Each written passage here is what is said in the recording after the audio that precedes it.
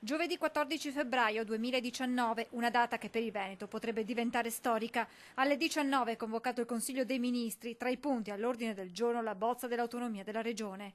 La conferma è arrivata direttamente dal Ministro Erika Stefani. Domani sera il Consiglio dei Ministri sarà un Consiglio dei Ministri molto importante, è la chiusura sicuramente della fase tecnica di questa lunghissima trattativa. Dunque con 24 ore d'anticipo il dossier arriva sul tavolo del governo, un documento che, stando ad alcune indiscrezioni, presenterebbe ancora dei nodi sui capitoli relativi a sanità, cultura, infrastrutture, ambiente. È già stato fatto presente da parte sia del Presidente Zaia che del Presidente Fontana, nonché di Bonaccini, che vi sono dei punti che se risolti porteranno alla firma. Occorre sciogliere questo nodo, sicuramente un nodo politico. Il passaggio in Consiglio dei Ministri di domani è fondamentale, siamo di fronte ad una riforma storica e come tutte le riforme storiche ha il suo giusto travaglio, ma noi siamo veneti, non ci fermiamo davanti a nulla, ha dichiarato il governatore Zaia, aggiungendo poi: Lega e 5 Stelle hanno sostenuto il referendum, sottoscritto l'autonomia nel contratto di governo e ribadito più volte che si farà. Sul piano tecnico c'è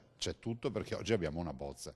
Ci sono dei punti sui quali non c'è ancora l'accordo, però io sono un inguaribile ottimista e penso che alla fine troveremo un accordo, anche perché non è una richiesta di Luca Zaia per quanto riguarda il Veneto, ma è una richiesta di 2.328.000 veneti. Rispetto al documento presentato dalla Regione ci sarebbero delle correzioni apportate dai ministeri chiave su più materie.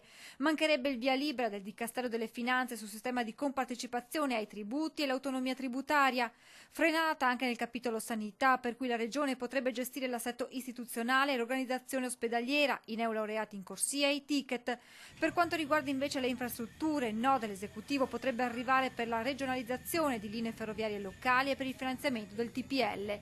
Correzioni che potrebbero mettere in discussione la stessa intesa. È scritto in Costituzione che una regione può chiedere le 23 materie. Ricordiamo ai cittadini che in Costituzione c'è addirittura l'elenco delle 23 materie. Quindi noi abbiamo fatto un referendum per le 23 materie, continuiamo a chiedere le 23 materie, siamo a disposizione, però è un'intesa. Roma non deve prevaricare il Veneto non deve prevaricare Roma. Soluzioni anacquate ovviamente non ne sottoscrivo.